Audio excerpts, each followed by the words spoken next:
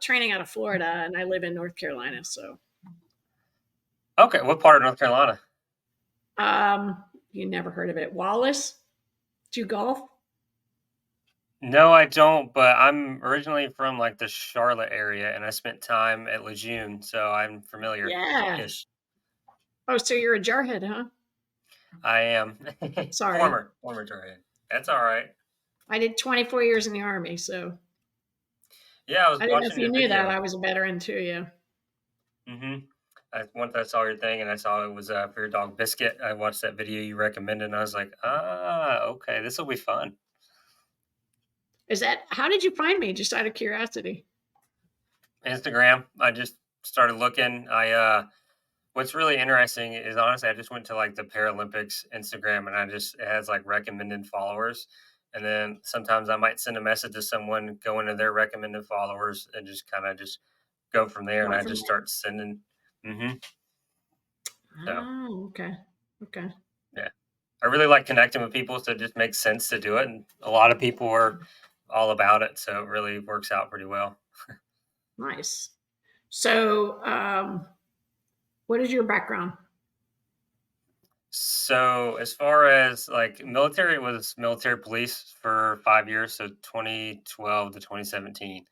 So I only Okay. did one contract, 5 year contract, and then I'm currently in physical therapy school. So I'm actually it's a Hmm. hybrid program, and we go to Knoxville, Tennessee for 2 weeks. I'm actually in Knoxville. I have a half day, so I was able to work this out. Oh, nice. Nice. Do you like, so you're going through like UT? No, it's through South College, which is like a big hybrid university. They have locations all over the US, which is interesting. And they have Okay. three DPD programs. They have one in Atlanta, Knoxville, and they're starting another one in Nashville. So, Oh, cool. Okay. Are you from the Tennessee area or? no, my dad is, though. His uh, parents originally from Sevierville, Gatlinburg area. Right, So, right. Okay. Where do you reside? I mean, where's your like home base? just how familiar are you with on the outside of Charlotte area? Southern or northern? Northern Eastern or part? western? Huh? So I'm north of Charlotte by like 40 minutes. So it's like Oh, okay. if you've ever drove through I-40 where 77 and I-40 meet, and you have like Statesville, Yep. that's Yeah, yeah, right, yeah. I know where basically states. right there. Oh, okay. I live off I-40, like 36 miles north of Wilmington. Ah, okay. I've driven through there. Yep. Exit 385, River Landing, the Snobby Golf Course community. I hate it. Ah, okay. I want to move back here, but not full time because it's just too bloody hot in the summer to train. But because of Paris and heat training, and we have a race 7 July. It's a Sunday in Loma Linda, California, and it's para trials, so it'll be our last race before the teams announce the following day. Okay, that's awesome. How's your training going? Last couple days hasn't been going real well. Just exhausted, just pure exhaustion. My service dog woke me up. He had bad belly. Biscuit had a bad belly on Monday morning, so I was supposed to do the Loma Linda time trial like virtually, and I just like totally exhausted. I think I rode yesterday at like 10:30, and I was sloughing through it, and he had me up at like 3, then at 4, then at 5. I'm like, shit, I usually get up at 5:30 because I drive to St. Pete. There's a bike group there and they ride at like 20 miles per hour, 20, 22. So I'm able to keep up with them. So, it's flat. It's a lot different than when you're saying, hey, I'm an A group rider. I ride at 20 miles an hour on hills. So, yeah, so here I can, you can roll pretty quick because there's not many hills. You got a couple bridges and stuff like that. But so he had me up all night. And then last night, I don't know, lo and behold, 3 a.m., wide awake. I'm like, toss, turn, toss, turn. So when 5:30 alarm went off, I was like, So I was like, I'm not riding with the bike group today. I was gonna, but I decided not to. I had some shifting issues because I got a new bike built. I don't know if you saw some of that stuff on my Insta where I broke my bike in Belgium and we epoxied it up. But I had a new bike from Envy as a partial sponsor, and I had one being built here while I was gone. So it was kind of coincidental that I cracked the one frame. So, I got the TT bar set up on it. I usually switch handlebars out from time trial to road because that's the two races we do. Some people bring two bikes, with the rear axle, this, that, and the other. It's a pain in the ass. So I just decided, okay, let's just switch bars out. It's a lot easier to do that. So I got the TT bar set up, and you know, I was just tooling around trying to get out the driveway, and I'm wondering why can't I get into the big ring of the small cassette, and I'm in the big ring in front. It kept shifting down, shifting down. I'm like, what's going on? Shifting's off. So I just took off on my own little ride over. We have a bridge on the way to like Sarasota before the big huge skyway. They call it the Dick Meisner Bridge. So I just do a little route over there. It's about an hour and a half ride, 25 miles or so, and just kind of, you know, relaxed. Just said, okay, I'm just going to relax, get in the TT position, try and get comfortable and get used to the new bike and the new TT position, get comfortable. So that was kind of one of the things I did today. But I dropped the bike off of the bike fitter, and we were supposed to get custom insoles because I bought new shoes. And he's like, yeah, these shoes aren't going to work for you. So it's not one thing, it's another. So he ordered another pair of shoes, and who knows when they'll come in. And then we got to wear them, check them, cleats. You got to put cleats on them, put custom footbeds in them, wear them. So I don't know if they'll be ready before 7th July. But yeah, it's an expensive sport. It sounds like it. Okay, so could you kind of take us back to how you got into cycling? Um, Actually, I started cycling as a kid. I was always riding my bike around the neighborhood. I would ride my bike to and from school all the time, like grade school. I hated walking. I was like, this, and back in the day, I grew up in the burbs of Chicago. So back in the day, it was kind of like, all right, you'd slough, now everybody drops off because they're so PC about, oh, we got to make sure that we take our kids to school, can't let them walk, I'm sure your parents have said, I had to walk through snow and I'm out. Yeah, we did. Just like we drank from the garden hose. But yeah, I always rode my bike to school. Of course, it was snowing. I wasn't riding my bike, but then I started BMX racing, and that took off for a while, and I loved it all through pretty much almost all through high school. I raced BMX, in the summer and stuff like that. And of course, the season's like spring to fall. So I raced BMX. So even through high school, I was cross country runner, and then it was track. So it was kind of like, okay, on the weekend, I was supposed to be recovering after a track meet or a cross country race. Nope, I'm out there racing my bike. So you know, and then in college, I went to the University of Kansas, and I rode my bike up and down the hills, and I just enjoyed it. So when I got hurt in the military, I did the bike as the Army physical fitness test, training test. So that was, we used to have to ride a 6.2 miles at single speed gear. So they would put on the drop down handlebars, they would put painter's tape on there. So, if I broke the tape, they know I would screw up. So I'd say, they'd follow me the whole route and say, hey, I'm breaking now, come look. You could tell I didn't break the tape. So they would, pull up. But yeah, I like to do it on the road as opposed to stationary bike. I was doing that. And then I had bought my first bike and started riding after I retired from the military. And I was getting ready to buy a new bike. And, the what do you call it? Thanksgiving Day sale, Black Friday, the whole nine. I went into the Trek bike shop and I was trying to find this one bike. It said it was in stock, but they had 2 locations. They said, oh, well, we got to wait. Let me double check inventory. And they said, oh, that's for somebody else. And then they're like, oh, time's up. And I'm like, you guys are looking up, the bike. So I walked away frustrated. But the following week, I got into a real bad car wreck. And that's kind of where you saw the story that Southeastern did. So I was kind of glad I didn't buy a new bike because I wouldn't have been able to ride it. Um, and I really didn't know coming back from my injury what kind of bike. I kept trying to ride a two-wheel, but I would get so dizzy and kept falling down and have to stop and get off the bike because I was so dizzy and I couldn't deal with balance after like a mile or two. I was like, what's going on? Heart rate's high, so dizzy, balance off. So I got into a recumbent with a company used to call Ride to Recovery. I don't know if they're still around. They were out of California, but nationally we would do rides from like Naval Academy to West Point or West Point to the Naval Academy or back and forth. We would do week-long rides. It was all supported, SAG supported, the whole nine. And I did a couple of those on a recumbent, and I got gifted a recumbent. I loved it, had a great time, but I still want to get back up in upright riding. So transitioned to getting on the USA, Paralympic page, learning about classification and all that. So I started emailing them, hey, can I ride on the back of a tandem? And they're like, no, you're not visually impaired.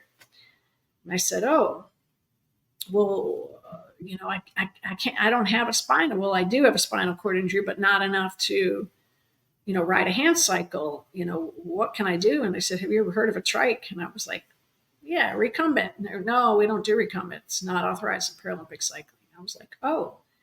So they put me in touch with the one guy that had ridden, I think, in the London Olympics or Paralympics. And I rented one from him. And from there, I learned about it. And there was another female that he was good friends with, and Jill Walsh, and she helped me out a lot and taught me how to turn. And, after I think it was the first year or two, I think I got invited to my first development camp. And that's where I met my current coach. He was, one of the coaches of the development camp, and learned how to turn, because the thing will tip over. So when I turn, I basically hold on to the bike. If I'm turning right, I'm hanging off the entire bike. Like my butt and everything is hanging way off because otherwise it'll tip over. So it's kind of an interesting, we call it sidecarring because you're actually like hanging your whole butt and everything off. It's like the seat's over here and I'm over here.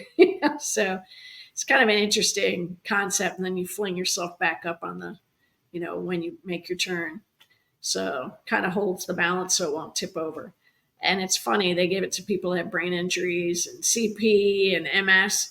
The people that don't have any balance whatsoever, they make us ride this thing that's so unstable, but it's taken years to perfect the turns and how to hang off sidecar and do stuff like that. But, if you're comfortable, a lot of people aren't comfortable. That was the first thing my coach had me do, that development camp. He had me do crazy eights and then, just go ride in the grass. And I was like, the grass? He goes, go out to a baseball field that has some padded down grass. So if you fall, you're not falling on cement and getting all tore up. So I just started learning how to sidecar and make turns and put cones out there. And now I'm kind of a little reckless. I think that's kind of what happened when I was in Belgium. I was a little reckless and, what's the word? A daredevil, so to speak. As I'm like, oh, as soon as we made that, there's 2 more turns and then we cut through like town where there's a roundabout and there was a bunch of male cyclists in front of us that are on trikes. So the leader, me and her were like, come on, let's go. And as soon as I made that turn, they all brake and go slow on the inside and I'm going wide and I'm sidecarring. So I'm passing her. Well, I was going way too fast and they have, plastic barriers, our stupid orange, like Jersey barriers. We have the orange and white ones that are like 3-4 feet high. These are like 6 feet high and they're angled. So they're kind of like a slight angle. So when I made the turn, my right tire, I guess, hit on the side there and I kind of slid right to the side. Some guy picked me up, put me back on. I'm like, okay. So I smashed into it and fell down and I didn't realize I cracked my frame. I got back up, finished, but I was pissed. Here I was, just took over the leader and I have less than a lap left and, I come in 5th. So I was frustrated, but it is what it is, I still got points, and that's how things are working for Paralympics. It's on a point basis for Team USA. They only take so many females, and during World Cups, we have to get points, and then they say, okay, you have 5 slots or 6 slots or how many ever slots they have for men, and then they do it also for the women. And it's not cut and dry like the Olympics are. We could all be running, hypothetically a 100-meter dash, and we're doing it under, say, the time is 10 seconds, and you run a 9:59, I run a 9:56, and you got somebody 9:57. Well, everybody qualified. So, they'll probably put them in a relay, or they'll do this or that or whatever if they do, other races. I'll use like Noah Lyles, for example, who's, world champion in the 200 now in the 100. So he does both, and he's amazing. He also does a 4x4 relay, and so he's trained here out of Orlando, and world champion. But he was used to be the 200. He started doing the 100. He's perfecting his start. He was always slow off the blocks, so he perfected his start. And now look at him; he's just amazing, getting deals from Adidas and multi-million-dollar deals from Adidas and stuff like that. But it's different from the Olympics as far as qualifications, and the Paralympics are a lot different because we have slots and we only have so many medals. So my disability class is Trike 2, and there's also another disability trike class called Trike 1, which is people that have more disability than in our brain injury. They can't control the bike as well as we do. Basically, it's they might be more disabled, so they're classified as Trike 1. Well, they combine us together as far as the time trial, and they factor the T1s to like 86.9%, so 87%. So you have to ride. There's a couple T1s that are pretty fast, and you've got to really ride, and they can control their bike, but they were classified as a T1. So, we can't argue with the classifiers and how their classification came about, but you got to ride like 4 or 5 minutes ahead of them just to be, you can win in the T1 or T2 group, and a T1 could come in, say, third place out of, say, all of the trikes together, and the third place is actually first because her time is factored against us. I know, because there's only so many medals. So in World Cups, she could be first as a T1, and then, hypothetically, I podiumed in Italy, right? I came third in Italy, but I was actually, I think, fourth or fifth because we're factored against these T1s. So they could even ride 3 or 4 minutes behind us, but if they're factored, their time's higher because there's not enough Paralympic medals to go around for each disability. It's the same with the C1, C2. Cs are considered uprights. So you have a C1, which is usually a hand and a leg impairment, and then you have C2s, which is usually a pretty significant leg impairment. You could be it's usually an AK above the knee, and then C3s are usually BK below the knee. But they're all three ride together in the road race. How is that fair? Because there's not enough medals. So there's only, I think, 66 medals total for all females for the Paralympic cycling. So you've got, a lot of different classes. You got the trike class, trike 1, trike 2. You've got, 5 different upright classes, C1 through C5. You've got the hand cycle class, which is H1 through H5. So, there's only so many medals to go around, and a lot of them are factored against each other. In the road race, we're together, T1, T2. But if a T1, like I said, doesn't say, like I said, they came in, I came in fifth because their times were factored. But, I think there's only one T1 that's actually fast, pretty close to what we ride. So. Okay. Do you guys use the same trike as well, or is it dependent upon? Oh yeah, all same trike. Yeah. Okay. Yeah.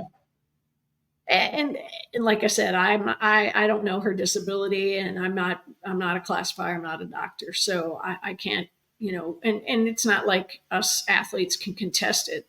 We know that there's discrepancies in the classifications and stuff like that, but that's echelons and pay grades above me, and I just ride my bike. You know, we can all complain and cry about it, but there's what's going to be done. That's above our pay grade, and until it actually gets fixed at the International Paralympic Committee and the Union Cycling Institute, until they all work together and figure out a better classification system, then that's how it'll work. But you know, people look at me and they go, "Well, you can walk," but they don't see all the different things that happen after I come off the bike. Um, I blank out, and I pretty much black out, and I have real bad neuropathy. I can't feel my leg. I have to take shots. I mean, there's all different things that a lot of people don't understand with my disability. But during the day when my heart rate's low, I can walk around, and you know, yeah, there's days that I'm off a little bit. It could be the weather, that I could bump into walls. That I can tell, hey, I'm off. Or if I have migraines or something like that, I can tell I'm off, balance wise. Or I just say, hey, I can't drive today, because I can feel it and I know. So, but there, a lot of people use crutches, canes. If you have CP, they're not stable. They can ride their bike, which, but then they've got the arm crutches, or people have canes, if they have MS, or if you have TBI, real bad TBI. Some people have walkers, or, some type of like arm canes or something like that. But, you know, I'm sure people have, looked at me and said, oh, she shouldn't be doing this, that, or the other. But, hey, we are confirmed, and this is what the doctor said. And, we just do what we got to do and move forward. You know, I'm just here to race my bike. I hear you, and I'm glad you pointed that out because I think that's something we could definitely dig into deeper. Is like just some misconceptions that society might have as far as when it comes to like adaptive populations, right? Because you're saying everybody's got either a different diagnosis or a different adaptation they have to deal with, but from the outside looking in, you might look like what you might call typical or quote unquote normal versus what you actually have balance issues, other issues, it could be blood flow issues, things like that to kind of bring those terms into it. So could you explain misconceptions that you've seen or you think people might have and you would like to clear up? I'm sure. I mean, people have muscular dystrophy or multiple sclerosis, but they're still walking around. You don't know how bad is their diagnosis. Like, I have a brain injury, and how bad is my diagnosis? You know, um, it took me years and years to get my speech back. And being a Chicagoan, I'm a quick, fast talker. So I was slurring my words. I couldn't even, form a sentence together. And you know how we are in the military. We always give each other crap, oh, you're a jarhead, oh, you're, All grunt, the blah, blah, time. blah. Yeah, we give each other crap all the time. And so I think one of the misconceptions is when you're having a conversation with somebody and, I'm not quick to come back, they're like, you all right? And I sometimes I can't think of stuff, um, and it's frustrating. Or I'll, pause and frustrated, and I can't get the words out. Um, I think not only the adaptive community, like we discussed earlier, not to veer away from it, but I think a lot of people have the misconception that Paralympics means paralyzed. It does not. It means parallel to the Olympic Games. We're 1 month behind. We're parallel. So July, August, you have the Games, the Olympics for able body, and 1 month later you have the Paralympics. It's for disabled. Whatever their disability is in that adaptive type of community, it's PTSD is not a classifiable disability. It is for the VA, but it is not classifiable for Paralympics. I think that's a huge misconception when we watch like Warrior Games in the summer. Everybody's like, "Oh yeah, you see these guys, built like SF guys, Ranger guys, and they got a ton of medals around their neck." Okay, we all know y'all been over. We've all been in the theater.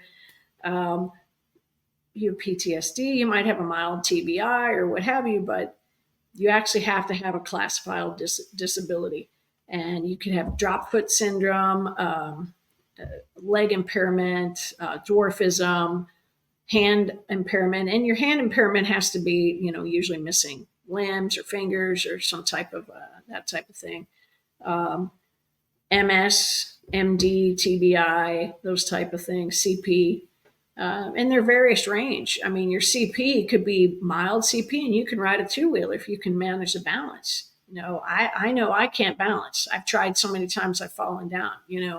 So they just said, "Hey, go to a trike." So I think it's a misconception in the adaptive community. A lot of people think, you PTSD. It's like going to your doctor, and the doctor uh, doesn't understand, well, why are you getting social security disability, or why are you getting disability from the VA for hysterectomy or ingrown toenail? They don't understand because it's different how the Right. VA works. So I think a lot of misconception and misunderstanding of how our adaptive system works, and all this information's on the U.S. Olympic and Paralympic Committee page. If you go to the Paralympics and it tells you about classification, they'll basically, it states what is an actual classifiable disability, and then you have to submit your paperwork to Team USA and tell them, hey, I'm interested in archery, or I'm interested in cycling, or whatever their sport is, parasport is, and the people will get back to you. It tells you who to submit your paperwork in, and you have to submit, supporting documentation, tests itself, and or you also have to fill out a form, and your doctor has to sign off on it and fill out all that documentation, confirming that you do have this disability. It's a long process, and you do the U.S. portion first, and then after you do the U.S., then you have to do the international portion, and the international portion is a little more in depth. Having PTSD alongside the TBI doesn't hurt, because you're also explaining to them that some of these things are bothering you that can exacerbate your TBI. I know one thing that really bothers me is when we're racing, you got the motorcycle judges.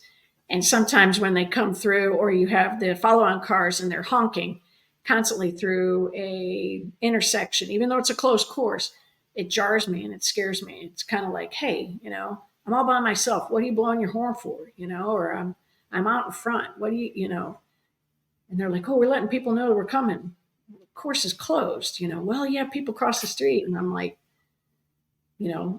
sometimes they don't understand that. Usually domestic races, I always try to walk up to the head official, and let them know, hey, can you please ask your motorcyclist guys not to honk their horns when they're coming through, or blowing their horn or something like that.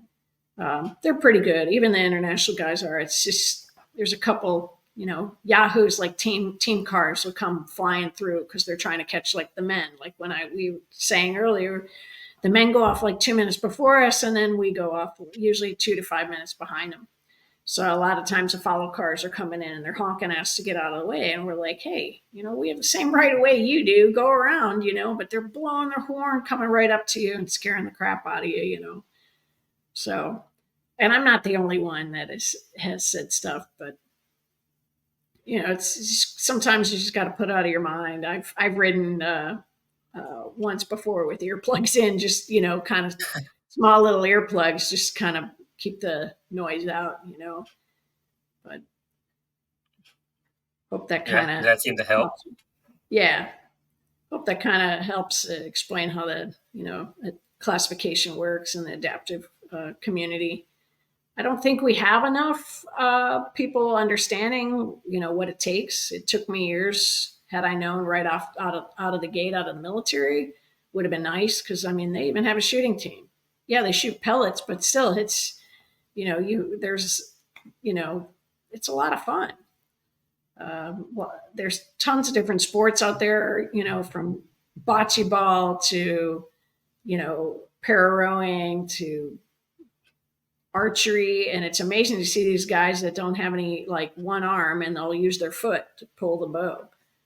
And I'm like, wow, And some of these guys have been doing it for a while. And I'm like, hey, you're more limber than I am, But it's kind of interesting to watch, see how they perfected their sport with their disability. And I don't think we do enough. They tout the Warrior Games, but you know, even for me, I've been special ops part of U.S. SOCOM's Warrior Games, in the soft community for years, and it's right here in Tampa, Florida. But they take a lot of active duty people as opposed to how many retired or veterans, and they should open up to everybody. But they say they do, but there's only a certain percentage that they open it up to. So and they say it's Paralympic like sports. It's not the same.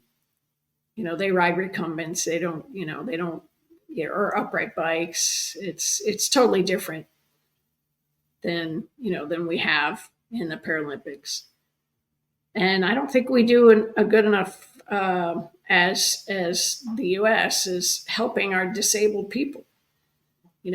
There's not enough like development coming in. I know for the younger kids, you've got like Disabled Sports USA. I think there's a couple, programs out there. One program that I've really been part of is Challenge Athletes Foundation. They've been great. Wounded Warrior Projects really helped me out also. As far as, hey, we have adaptive sports, and helped out, whether it be donation, financial, or, helping me out with whatever, I need a new bike case, Challenge Athlete Foundations, help me out. Just various organizations are out there, but people I don't think are getting involved.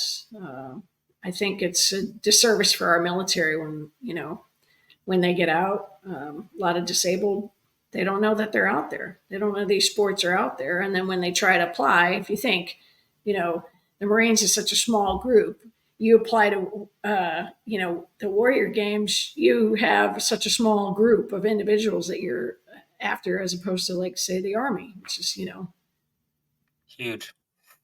Exactly. So what advice would you give someone, and it can be whether it's a veteran or not, would you encourage them if they're an adaptive individual, like, hey, find a sport, get involved, find a community? Yeah, and that's part of the legacy. I would love to see more veterans and young girls. I'm always trying to encourage them. That's part of you were asking me earlier. What does your legacy want to be? And I really would like to see more veterans, more women, especially younger girls, get involved in sports that are disabled.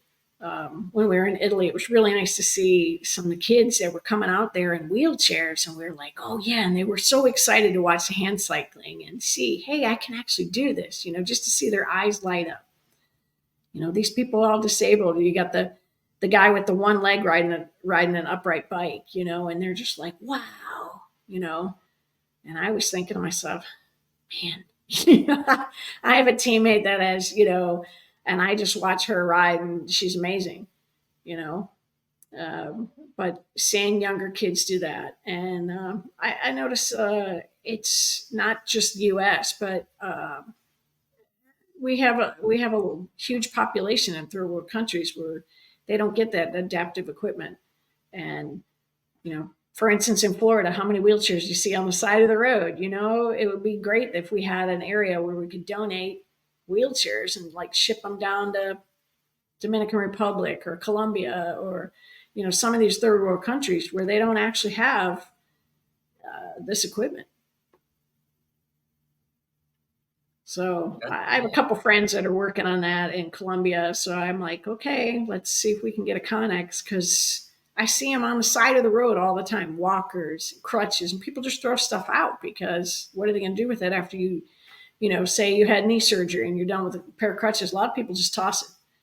But it would be nice if we had a donation center of that, and to help not only the indigent or, because the vets usually can get it from the VA. And a lot of times after they're done with it, they just pitch it. You have elderly that after they have passed or they've had surgery and were in a wheelchair and now they're out of a wheelchair. What are you going to do with the wheelchair? People just get rid of stuff.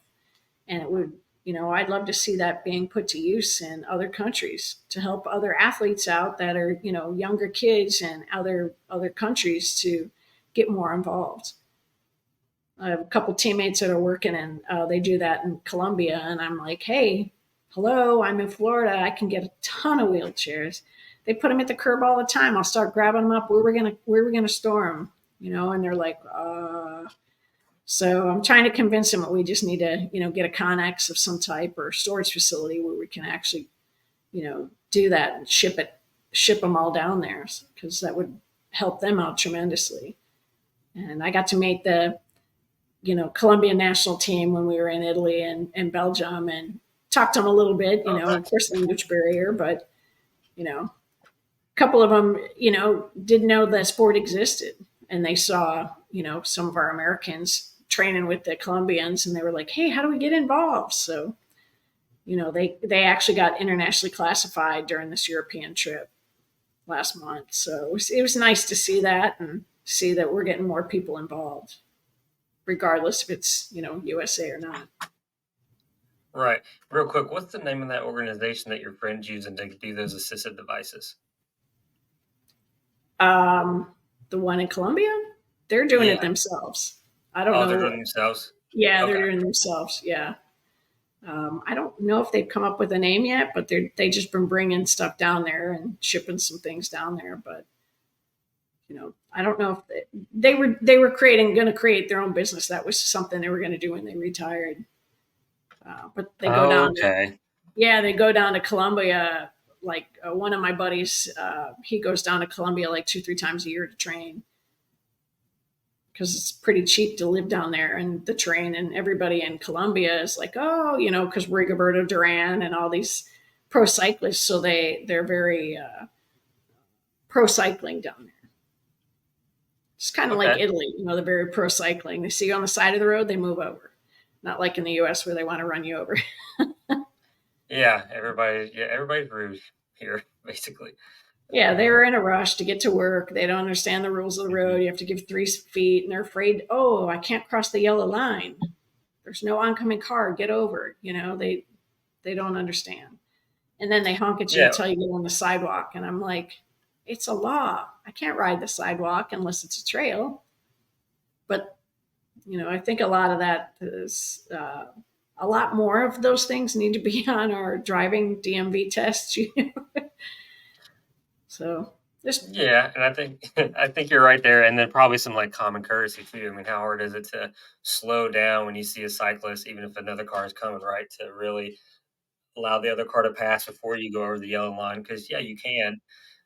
You got to keep everybody safe, including yourself, and that's how you do it. People just and don't I think a lot understand of that 'cause people, they're selfish. like you said, are super afraid to cross the yellow line. Like, I'm going to get a ticket. Right? Move over so you don't hit me, and then you can come back. You can tell when someone's a cyclist and they pass you because they go all the way over. As opposed to you have some jackass that comes practically buzzing right by you, and doesn't even give you 3 feet. You're like, whoa.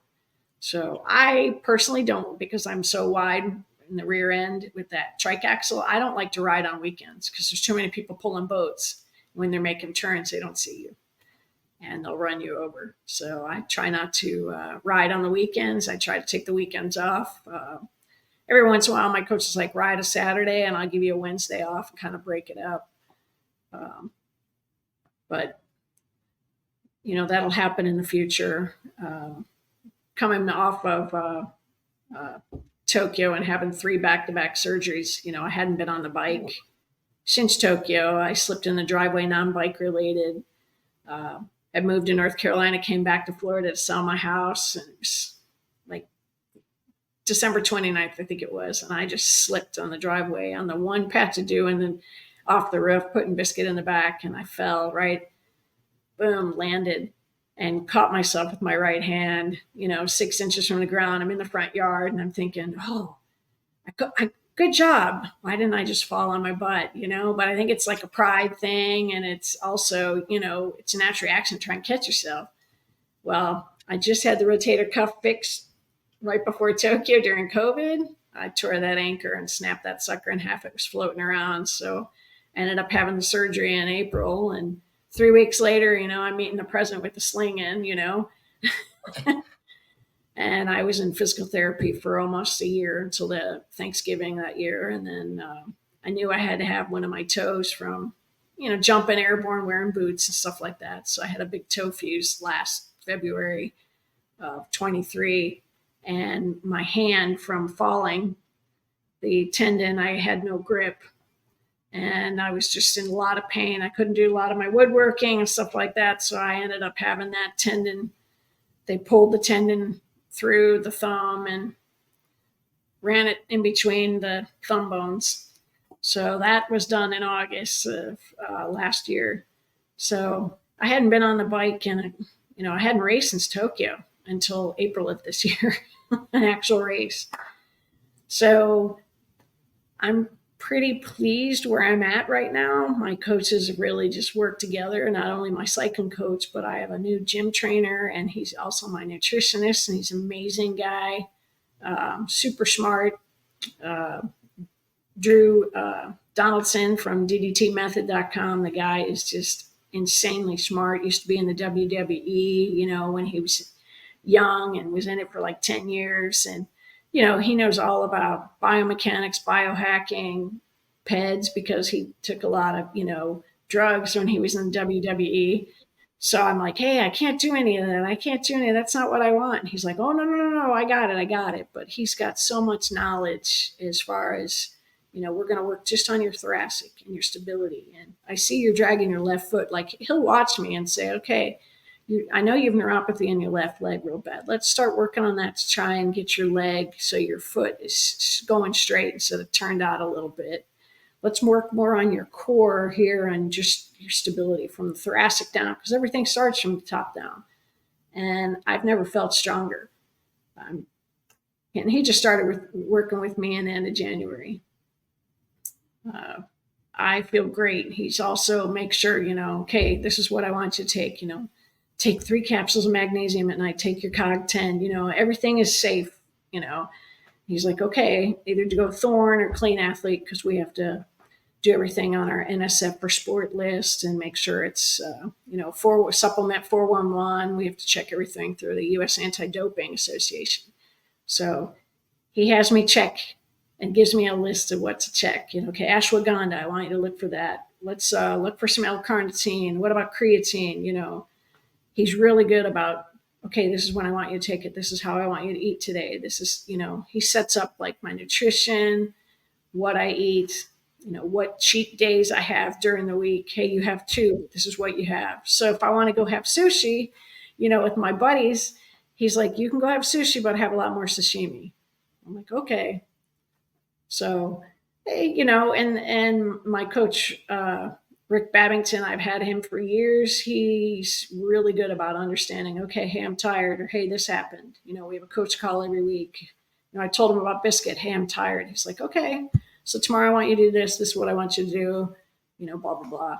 So if something comes up, or if I have a VA appointment and I have to cut a ride short, or if my gym, like yesterday, Drew accidentally double booked my time slot because I'd been in Europe for a month. He's like, hey, can we switch till Saturday? I'm like, yeah, sure, no problem. I'm off on the weekends, so it's no problem. I'll come in and do my Monday lift on a Saturday. So just having the flexibility and working with my coaches, I know they're going to get me, to where I need to be, and helping me lose the weight. And, carb loading is a thing. At first I was like, BS. But I'm usually around 150, 155 when I race.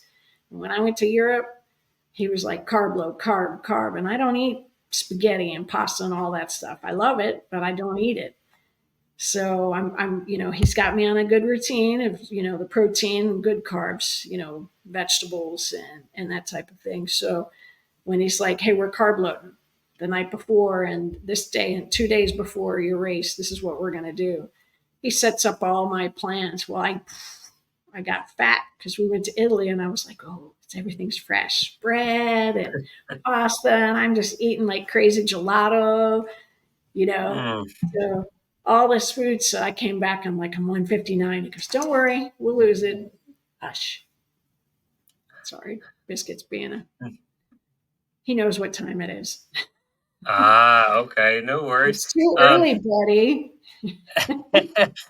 I would really love if you could speak to your professionalism as an athlete, right? Because you're talking about your nutrition and strength training, and I think that's something we should definitely highlight. And I don't think people, maybe from the outside looking in, understand that you guys are truly athletes and you take this very seriously. Oh, 100%. I pretty much watch everything I put in my body. I know when I'm cheating, and I have no problems when I walk in and go, "Hey, I had X, Y, and Z," and he's like, "Okay, so this day, this day, this day," you know. But yeah, I think a lot of people don't realize, we have to watch every supplement we take, um, everything we eat. It's not like I can go to GNC or Walmart and just buy vitamin D because I might be D deficient or B or C because most of those, let's say, what is it, Nature's Best or something like that, isn't it one of the, you know, uh, vitamin manufacturers? Pardon me. They make in mass quantity. So you might have vitamin B right next to vitamin C and they get cross contaminated. Well, if something is bad in one of those and you pop hot on a urinalysis test, you took the wrong one. They told you what to take, and that all that information as an athlete, when you're in the registered testing pool, you have to know exactly what you're putting in your body. And you get, after a race, if you win your race, sometimes they take the first person, sometimes they could take third or fourth person. They just snatch you up and say, "Hey, come with us." And you're going over there and you got to fill out the paperwork. So on my phone, I have all the meds I take, everything that I'm taking, what the milligram is, how many times a day, to include like alt red, surfito. It's like a beet juice powder in a tablet. So a lot of times we do beet juice, to help open up your capillaries and everything, open everything up when you're racing, so the blood flows better. You better have that written down there because, and they come back and say, "Hey, we want to have a copy of that." You bring your meds and you bring the bottle, and there's the lot number on there, and they contact them because if you popped hot and you listed that you were taking, one of the two big companies is like Thorn. There's a couple big ones. I use Thorn and Clean Athlete. Both of them are very reputable Okay. companies. Everything they do is in a clean environment. So that means that if they're done with, say making whey isolate protein powder, they'll clean those machines inside out so there's no speck of anything on there. They do a full 100% clean before they start another thing, so there's no cross contamination. And there's an app actually called NSF for Sport. So I check everything against that. There's 3 or 4 different things we have to do. We have to do our whereabouts, and it's just very serious. So if you are not at your 1 hour time window, and my time window is 5:30 to 6:30 because I leave at 6:30 here to drive to St. Pete to train, because it takes me about 40 minutes from where I'm at to drive and meet the bike group. So from 5:30 to 6:30, if I leave at 6:25 and the lady shows up at 6:28 to do my urinalysis and I'm already gone, I miss my 1 hour time window. So then I considered a no show, or so I've missed one time. If you miss three, you can get a 1 year ban from competition. So Really? you're overnight. If you decide you want it for you, say you want to stay at your girlfriend's house and you didn't update your whereabouts and they knock on your door, you missed one because you didn't update your whereabouts. So we have to do our whereabouts. We have to coordinate with, Team USA when we're traveling, like when we were in Europe. I'm like, "Hey, I need the address to here. I need the address to here." I needed to know every place that we were going to. What day is a travel day? When will my 1 hour time window be? Because if we're traveling, like I'm flying to Europe that day, I land at 7. It's going to take us, I don't know, 2 hours to get to Ostend, Belgium, where we're racing by the time we check in. So you got to give them a 1 hour time window. Even though you tell them, "Hey, I'm traveling this day, but I'll be here overnight." So put your 1 hour time window later that evening. Usually when you're going to a big competition like a World Cup that, they don't come banging on your door unless you're winning a race. They know that you're here, and if they need to, they will. If they haven't got you, throughout the year. But yeah, they all are training. Like when I'm gone, when I leave from, like I put in there from 6:30 to 11, various training, because I'm gone most of the day. You got to account for your driving time too. So it might, I might be only riding from 8 to 10, but then I got to count for my driving time coming back and getting there. So every hour of your day, you got to put in there, hey, I'm doing a competition. Then I'm at the gym from this time to this time, on these days, on Monday and Thursday at 2 to 3, I might be in the gym, but I account for my 40 minutes to get there, 45 minutes to get back. Well, oh, we're going to work, 30 minutes over. So I put like a 3-4 hour fluff window in there, count for driving time. So it's Accidents. serious, right? Everything that we eat, how we eat, excuse me, how we eat, and all of our supplements, etc. Times, locations, everything. It's a lot. It's a lot, and if you're not dedicated 100%, then you don't make the team to go to the Paralympics, because you're just not taking it seriously. And I noticed when I changed my routine, way before Tokyo, it taken me 5 years to actually, quit drinking beer and quit partying and doing all this stuff. Some people still drink. That's I just decided, hey, if I want those extra calories, I want a brownie instead of a beer. You know, I'd rather have a treat.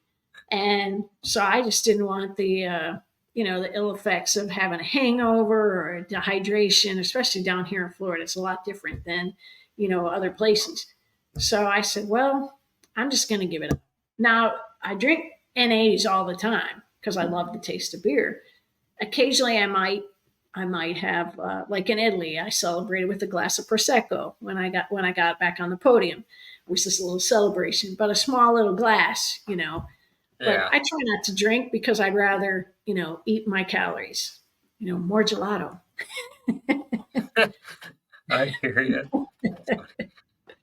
Can you elaborate on like what happens if you either miss the window or pop on the urinalysis test? Like, I mean, or you mentioned the one year ban for missing it for 3 times, but what are the consequences for, I would say, popping on the urinalysis? It depends. If say I had a supplement and say it was cross contaminated and they come back to it, um, and you give them the specifics, of course, and they pull the lot number and they realize that, hey, we had some cross contamination. Um, it could go one of two ways. They could either say too bad, so sad, or they could say, okay, yeah, the findings came back with this lot number, and we realized that there was X amount of something else in here that did cross contaminate. There was magnesium or something mixed in here. So you could either get the waiver, and they would, pass. And of course, everything goes up through from U.S. anti-doping. If it's domestic race, it's U.S. anti-doping. If it's world anti-doping. I don't know if you've been watching or hearing anything in the news and ESPN about the Chinese skaters and swimmers and all that during. I think was it the swimmers during, was it Tokyo or was it the skating? I forget which brain injury kid. I can't remember, but they were pushing it under the rug. They came Mm, up, yeah. So I know our CEO of the U.S. anti-doping has, call to action. Hey, you guys have been sweeping this under the rug when you know this is wrong. This goes for everything that you guys stand for. And so, they're trying to get a big action against them to do other things. I know people that have accidentally taken something that they shouldn't have and haven't gotten what's called like a therapeutic use exemption. Um, you can get a therapeutic use exemption for, say, I had to get an IV fluid for, say, I had surgery. Hypothetically, I had surgery and I had to do IV pain meds. And the IV pain meds are illegal out of competition and in competition. You're not supposed to take them. So it'll tell you if you pull it up on the World Anti-Doping site. They'll tell you, and you can go ahead and look on there, and it'll say it's illegal in and out of competition. So if you're out of competition, you're not racing, and it's legal, I'm not gonna I'm not gonna send in my paperwork.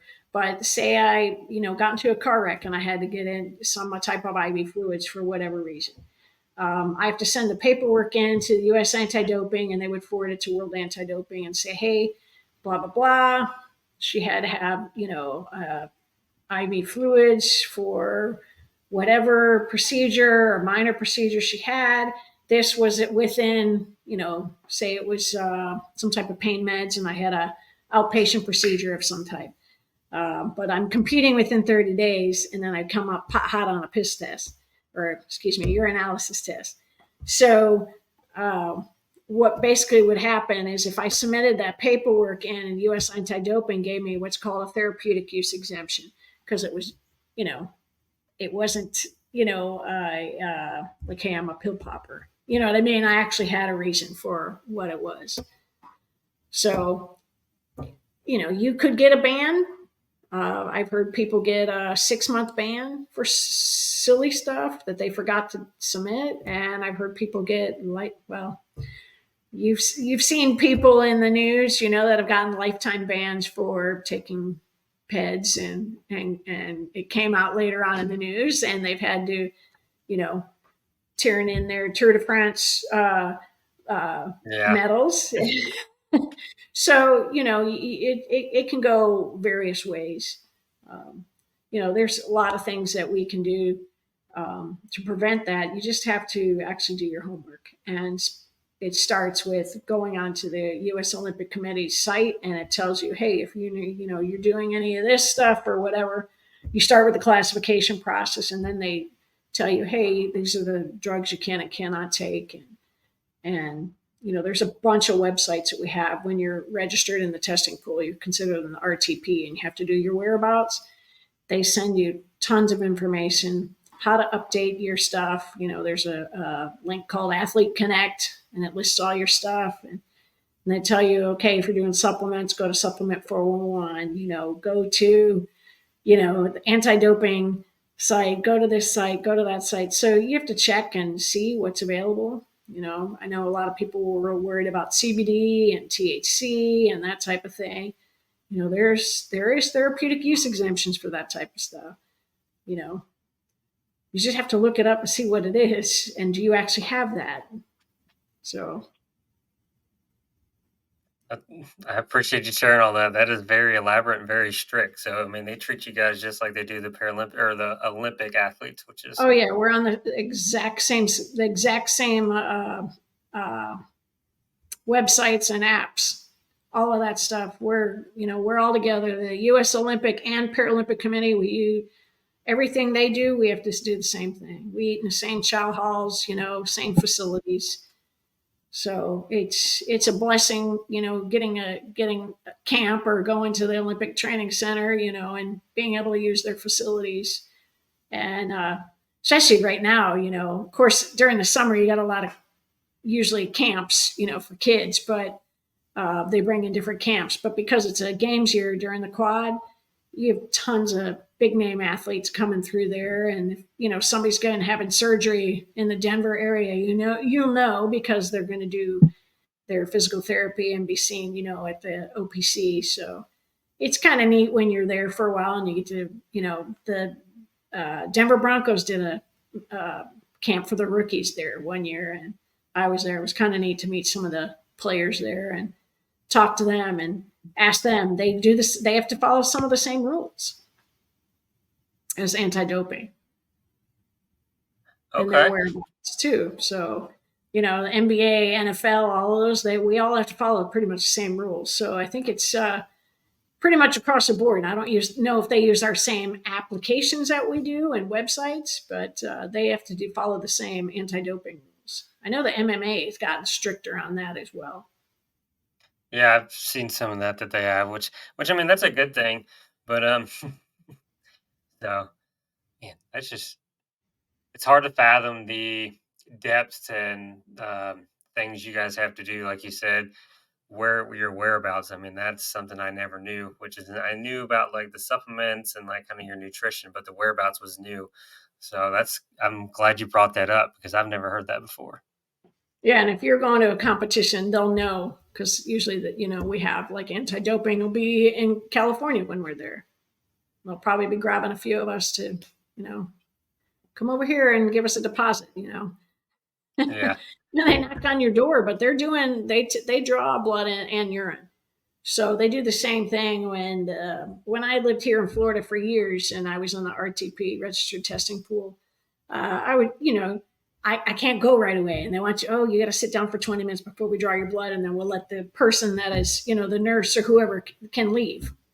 So we're BSing and just, chit chatting, and here's drinks. I got water, soda, whatever, and we're just all sitting there hanging out, BSing. And I ask, hey, what other athletes you working with, or and they'll say, oh, we had the track and field up in New York, and I was up there doing that for this indoor thing, or we have an MMA fight coming up at such and such. And I was like, oh, really? And they'll tell me, oh, yeah, we have the Orlando Magic next week. They got the game here. I'm being called to do that. And I was like, wow. So it's interesting to hear about, pro athletes as well have the same people doing the same testing. So then you kind of feel, when these people get popped, you hear about the Yeah. pro football player because he's out there, smoking, and, Ricky Williams wanted to smoke too much, and, from Miami, or, you hear things, and I'm like, oh, so they really do follow the same rules. And they're like, oh, yeah, we do the same thing you guys are doing.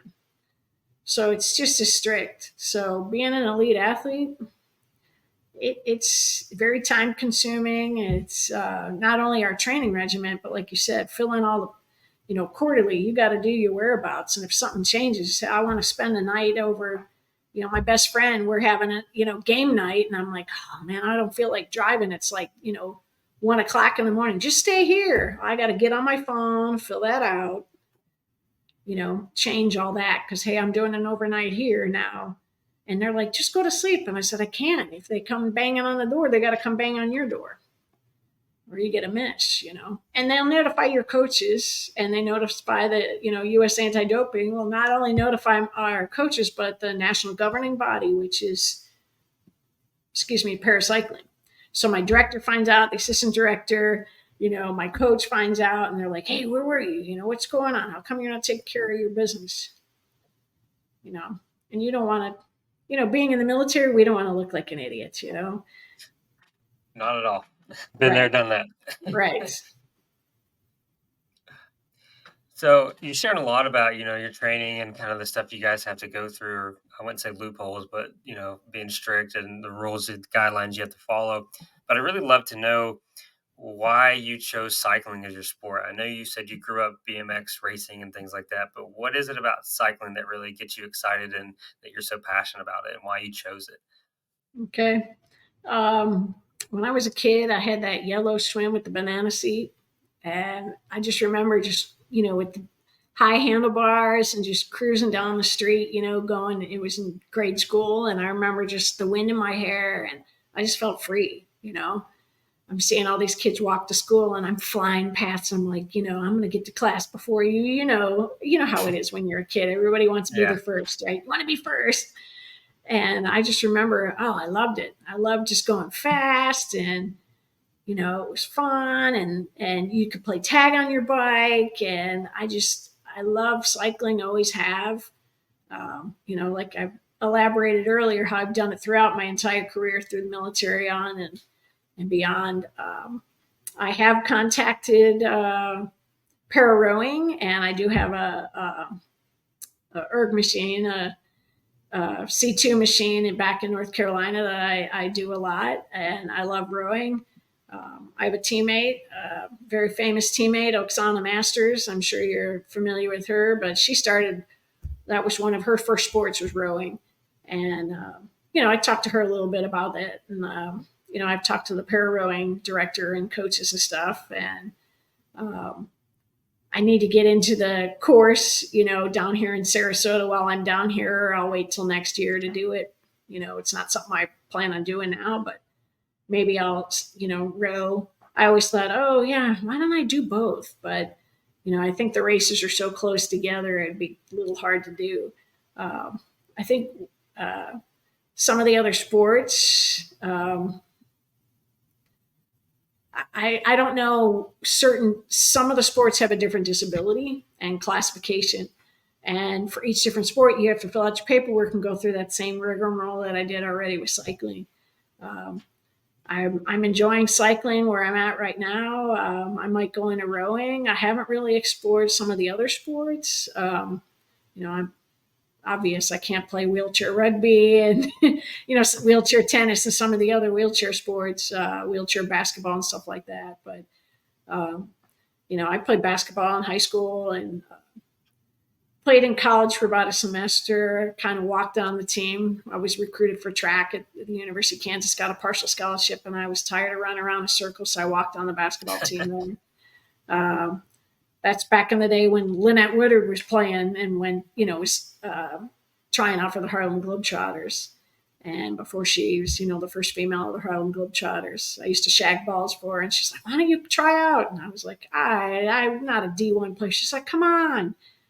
So, I did that. I love basketball, so I would love to do wheelchair basketball, but I don't qualify for some of those things. So I don't know. I enjoy. Of course, I can't run with my balance. I enjoy. I just I feel free on my bike. Um, I don't know how to explain it. Kind of like you're in a car and you're sticking your head out the window like a dog, and you're like flying down the Yeah. freeway, or you're driving like a Mustang and you're just flying down the freeway. You're like, oh, this is great. Windows open, wind in your hair, and you got no care in the world. I just put on my bone conduction headphones and it feels just like I'm on a country road, just cruising along. I enjoy it. I enjoy the competitiveness of it. And I think, since I was doing it for years, I mean, I wish I could get into the para BMX, but I don't know with the brain injury if I could actually do the jumps and the bumps and all that stuff. It probably would jar me up too much. But I mean, that was my first love was BMX, and I love following the BMX freestylers. I'm good friends with like Paris Benegas or Hannah Roberts that does freestyle BMX, or like Elise Willoughby and Felicia Stansel that are, Elise just won her third or fourth world championship in BMX racing. She's amazing. She's out of Chula Vista area, and she's just amazing. Her husband's her coach, and he used to race too. Just following them and watching their journey and how they're coming about. Us cyclists kind of all stick together, even the Olympians, watching each other and cheering each other on.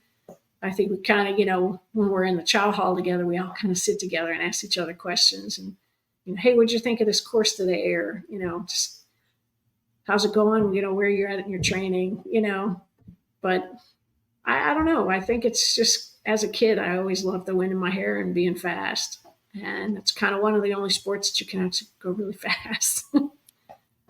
I'm a lead foot driver anyway, so let's be honest. I think that's kind of where it comes from. That's fair. Yeah, I think a lot of us veterans are. I know I am too.